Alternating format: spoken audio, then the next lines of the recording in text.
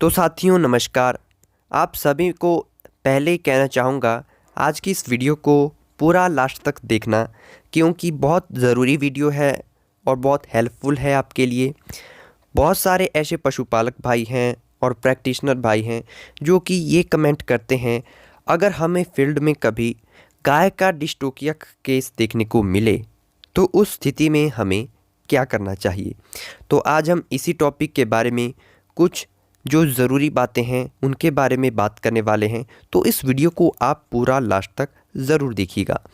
तो दोस्तों, जो डिस्टोकिया होता है, जो हमारी गाय होती है, प्रसव के दौरान जब उनका जो भ्रूण होता है, फीटस होता है, उसे निकलने में बाधा उत्पन्न होती है या वो सही तरीके से गाय की डिलीवरी नहीं हो पाती है, जो बच्चा है वो अटक जाता है, तो उस स्थिति को कहते हैं हम डिस्टोकिया।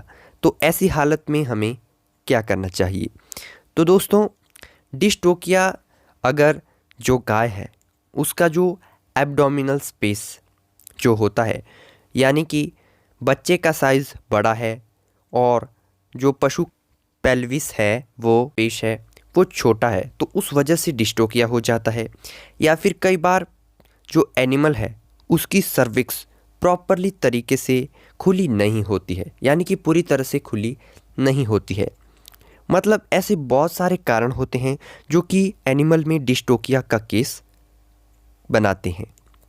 ठीक है, तो सबसे पहले अगर एकदम से आपको इस तरह की कोई कंडीशन आती है तो आपको थोड़ी बहुत जानकारी ओनर से लेनी है, पशु की कंडीशन देखनी है, पशु बैठा हुआ है या फिर खड़ा है, पशु को किस तरह से पशु एक्टिविटी कर रहा है, पशु को दर्द है। ठीक है, तो ये सब कुछ आपको देखना है।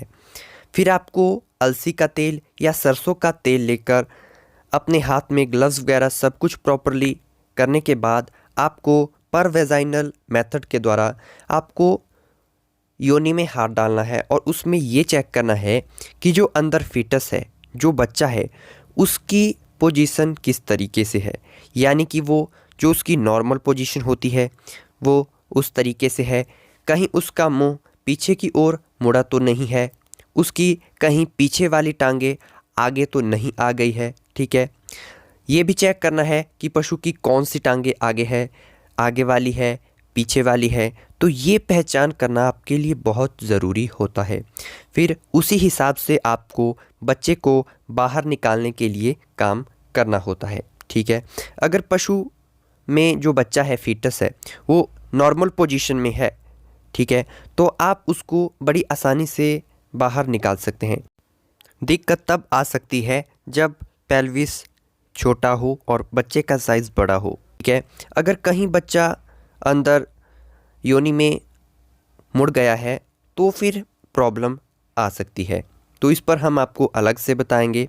तो आपको ये चेक करना है नॉर्मली सा कि जो बच्चा है उसका जो स्ट्रक्चर है वो किस तरीके से है, और ये भी साथ साथ में चेक करना है कि कहीं वो अंदर घुट तो नहीं गया है, उसको सांस वगैरह की कोई दिक्कत तो नहीं है।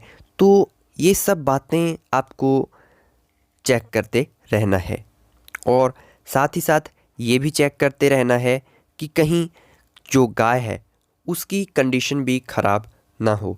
तो साथ में आपको जो बच्चा है और माँ है दोनों का प्रॉपरली आपको ध्यान रखना है। इसके अलावा आपको क्या करना है कि जो बच्चा है उसके जब आप पूरा स्ट्रक्चर महसूस कर लेंगे तो जो नॉर्मल सा अगर वो पोजीशन में है तो आपको आगे वाली टांगों जो है वो बाहर की तरफ खींचनी है। ठीक है, जब आप बाहर की तरफ पुश लगाएंगे, जोर लगाएंगे, तो जो बच्चा है वो बाहर की तरफ आना शुरू हो जाएगा।